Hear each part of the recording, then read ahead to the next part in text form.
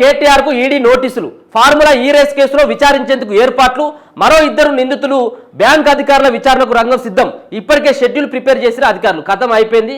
ఈసారి ఖచ్చితంగా రామారావు మాత్రం ఈ నెల చివరి అనుకుంటా, నాకు తెలిసి ఈ నెల చివరి వరకు ఖచ్చితంగా ఏదో మూడినట్టే ఉంది. 27 తారీఖు వరకు మళ్ళీ విచారణ ఉంటుంది. 30 తారీఖు లోపట్ల మళ్ళీ ఎప్పుడైనా కానీ ఆయన కావచ్చు అనేది కొంత సమాచారం అయితే అందుతూ ఉంది. అరెస్ట్ అవుతాడు అనేది ఒక పక్కన ఏసీబీ విచారిస్తూ ఉన్నది, ఇక మరొక పక్కన ఈడీ ఎంట్రీ అవుతూ ఉన్నది.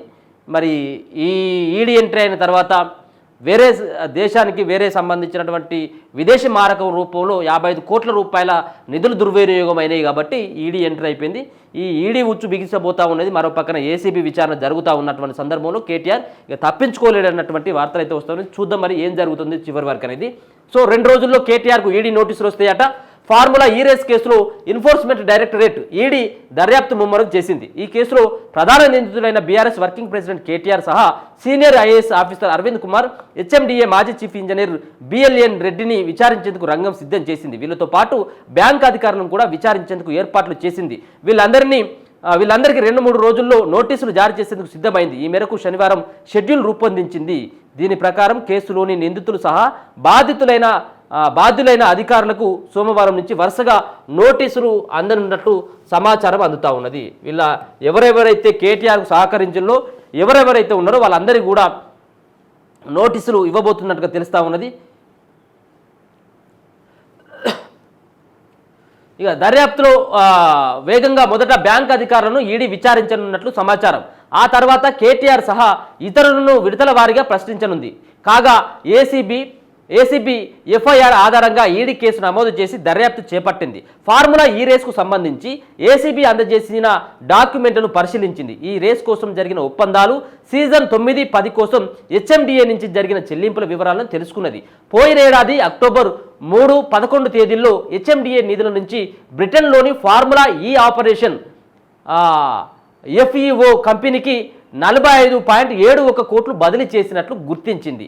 ఆర్బీఐ నిబంధనలకు విరుద్ధంగా జరిగిన ఈ లావాదేవీలపైనే ఈడీ ఫోకస్ పెట్టింది. ఇందులో బ్యాంక్ అధికారుల పాత్రపై ఆరా తీస్తున్నది. ఈ క్రమంలోనే హైదరాబాద్ హిమాయత్ నగర్లోని ఇండియన్ ఓవర్సీస్ బ్యాంక్ అధికారులను విచారించనుంది. ఏసీబీ దర్యాప్తు కూడా స్పీడప్. ఈడీతో పాటు ఏసీపీ అధికారులు కూడా దర్యాప్తు ముమ్మరం చేశారు. ఈ నెల 30 వరకు కేటీఆర్ను అరెస్టు చేయొద్దని, కానీ కేసు దర్యాప్తు కొనసాగించవచ్చని హైకోర్టు ఆదేశాలు ఇచ్చిన నేపథ్యంలో ఎంక్వైరీ స్పీడప్ చేశారు. ఇందులో భాగంగా హెచ్ఎండిఏ అకౌంట్స్ ఉన్న హిమాయత్ నగర్లోని ఇండియన్ ఓవర్సీస్ బ్యాంక్ అధికారులను విచారించనున్నారు. సోమవారం బ్యాంకు మేనేజర్ సహా సంబంధిత అధికారులు ఎంయూడీ చీఫ్ సెక్రటరీ దానకిషోర్ స్టేట్మెంట్ కూడా రికార్డు చేయనున్నారు. 2 రోజుల్లో కేటీఆర్కి ఈడీ నోటీసులు జారీ చేయబోతా ఉన్నది. ఒక పక్కన ఏసీపీని కూడా అరెస్టు చేయొద్దు 27వ తారీఖు వరకు అని చెప్పేసి హైకోర్టు చెప్పినప్పటికీ కానీ విచారించుకునేటువంటి అధికారం ఏసీపీకి ఇచ్చింది హైకోర్టు ఇచ్చినటువంటి ఉత్తర్వుల ప్రకారం ఏసీబీ ఎప్పుడైనా కానీ కేటీఆర్ను పిలిచేటువంటి అవకాశం ఉన్నది. దాని తర్వాత ఈ 2-3 రోజులలో ఈడీ సైతం కూడా కేటీఆర్కు నోటీస్ ఇచ్చి విచారించేటువంటి ఆస్కారం ఉన్నది. ఈ సంబంధించినటువంటి అంశంలో ఖచ్చితంగా జరిగినటువంటి 55 కోట్ల రూపాయల కుంభకోణం ఏదైతే ఉన్నదో విదేశీ కంపెనీలకు ఏ విధంగా కట్టబెట్టినవు, నీ ఐఎస్ఓమ్ అని చెప్పేసి ఏమైనా కట్టబెట్టడం జరిగిందా, పాలక మండలి సంబంధించినటువంటి వర్గం తీర్మానం లేకుండా, ఆర్బీఐ అనుమతి లేకుండా, హెచ్ఎండిఏ కమిషన్ అనుమతి లేకుండా, రాష్ట్ర ప్రభుత్వం యొక్క అనుమతి తీసుకోకుండా నీ ఇష్టం వచ్చినట్టుగా ఒక అహంకారమైనటువంటి ధోరణితోటి మళ్ళీ మా ప్రభుత్వమే వస్తుందన్నటువంటి ఒక నమ్మకంతో కేటీఆర్ చేసినటువంటి వ్యవహారం. సో ఇది ఒక 55 కోట్ల రూపాయలు, ఇది కేవలం తోక మాత్రమే, తోక కూడా కాదు, ఇది ఒక ఈక మాత్రమే చేసినటువంటిది. ఎవరు కేటీఆర్ చేసినటువంటి దాంట్లో కుంభకోణాలలో దోపిడీలో ఇది కొంత ఈక మాత్రమే. ఇంకా చాలా ఉంది, తవ్విన కొద్దీ ఇంకా బలమైనటువంటి ఇంకా విస్తుపోయేటువంటి నిజాలు బయటకు వస్తాయి. కాబట్టి ఈ యొక్క 55 కోట్ల రూపాయలకు సంబంధించినటువంటి దాంట్లో కేటీఆర్కి ఈడీ అలాగే ఏసీబీ ఉచ్చు గట్టిగా బిగించుకోబోతా ఉన్నది. ఇక ఎవరు కూడా ఇప్పినా కానీ ఇది ఇప్పుకోలేడుగా, కన్ఫామ్గా దీంట్లో జైలుకు పోయేటువంటి అవకాశాలు ఉన్నట్టుగా తెలుస్తుంది. దీనిపైన ఇదే సంబంధించినటువంటి అంశం పైన నిన్న మాట్లాడినటువంటి ఆ మాటలు కూడా చూసుకోవచ్చు. చాలామంది కూడా కేటీఆర్ అరెస్ట్ కాబోతా ఉన్నాడు, కేటీఆర్ చేసినటువంటి దానిపైన ఇది 55 కోట్ల రూపాయలకు సంబంధించిన వ్యవహారం పైన కేటీఆర్ జైలుకు వెళ్ళక తప్పదు, 10 ఏళ్ళు అధికారం ఇస్తే కేసీఆర్ ఫామ్ హౌస్కే పరిమితమైందని చెప్పేసి నిన్న మహేష్ కుమార్ గౌడ్ మాట్లాడినటువంటి మాటలు కూడా చూసుకోవచ్చు. ఫార్ములా ఈ రేస్ కేసులో బీఆర్ఎస్ వర్కింగ్ ప్రెసిడెంట్ కేటీఆర్ జైలుకు వెళ్ళక తప్పదని పిసిసి చీఫ్ మహేష్ కుమార్ గౌడ్ కూడా అన్నాడు. రాష్ట్రంలో తాము ప్రజల ఆశీర్వాదంతోనే అధికారంలోకి వచ్చామని, ఎన్నికల హామీలన్నీ నెరవేరుస్తుందామని చెప్పేసి చెప్పడం జరిగింది. నిన్న ఏదైతే ఓయూలో జరిగినటువంటి సభ ఏదైతే ఉందో, నిరుద్యోగ కృతజ్ఞత సభ జరిగినటువంటి దగ్గర నిన్న మహేష్ కుమార్ గౌడ్ మాట్లాడినటువంటి మాటలు కూడా చూసుకోవచ్చు.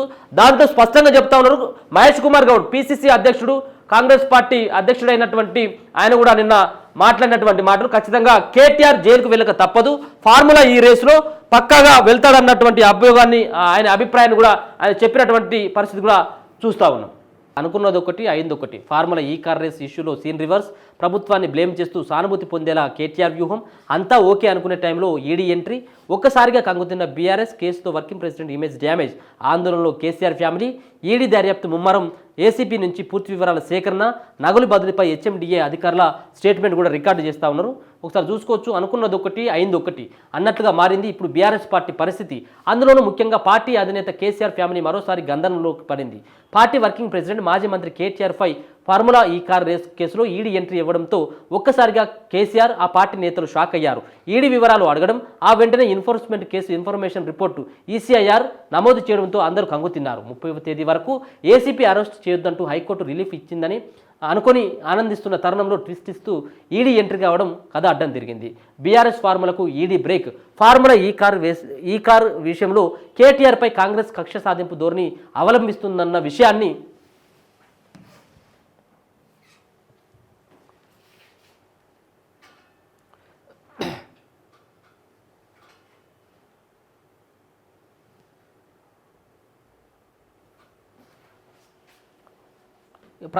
అవలంబిస్తుందన్నటువంటి విషయాన్ని ప్రజల్లోకి తీసుకెళ్లి సానుభూతి పొందాలని బీఆర్ఎస్ పార్టీ భావించింది. పార్టీతో పాటు కేటీఆర్ సైతం ఇదే వ్యూహంతో ఉన్నారు. కానీ అనుకోకుండా ఒక్కసారిగా ఈడీ ఎంట్రీ ఇవ్వడంతో అంతా షాకు గురయ్యారు. ఇప్పటి వరకు ఎంతో కొంత రాజకీయ ప్రేరేపిత కేసుగా దీనిని నమ్ముతూ వచ్చినా తాజాగా ప్రజల్లో కొంత అనుమానాలు మొదలయ్యాయి.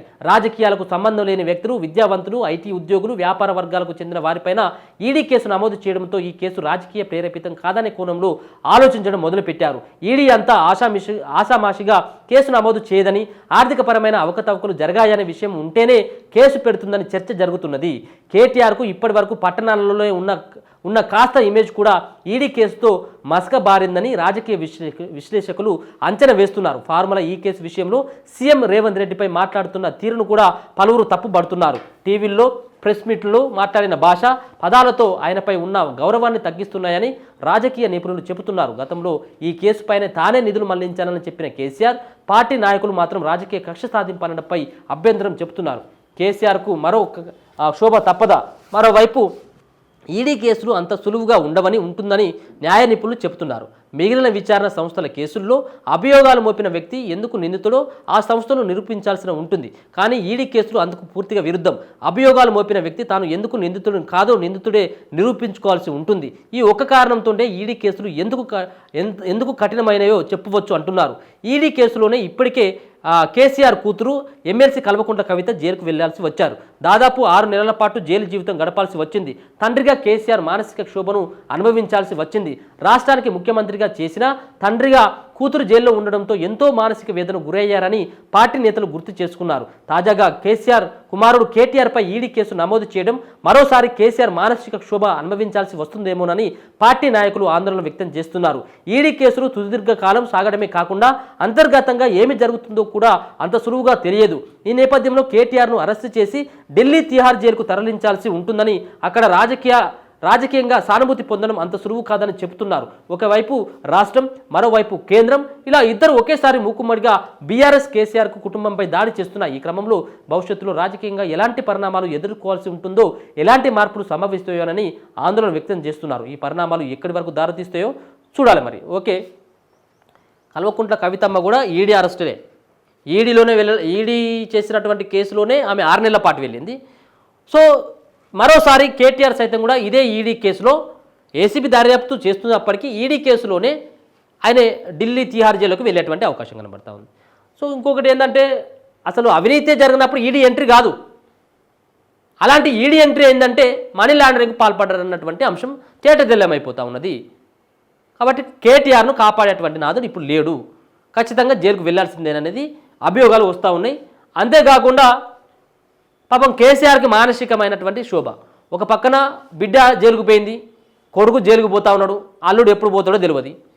సో ముఖ్యమంత్రిగా 10 ఏళ్ళు పరిపాలించినప్పుడు కూడా మానసికమైనటువంటి శోభతోటి పాపం అనుభవిస్తూ ఉన్నాడు. సో ఇది జరుగుతూ ఉన్నటువంటి సిచ్యువేషన్. ఏదేమైనప్పటికీ కూడా ఒక పక్కన రాజకీయ కక్ష అనుకున్నారు, ఇది రాజకీయ కక్ష కాదు, ఇది నిజమైందే. కేటీఆర్ ఈ విధమైనటువంటి ఆర్థిక నేరానికి పాల్పడ్డన్నటువంటి అభియోగాన్ని సైతం కూడా ఇప్పుడు ప్రజలందరూ కూడా నమ్మేటువంటి పరిస్థితి కనబడతా ఉంది.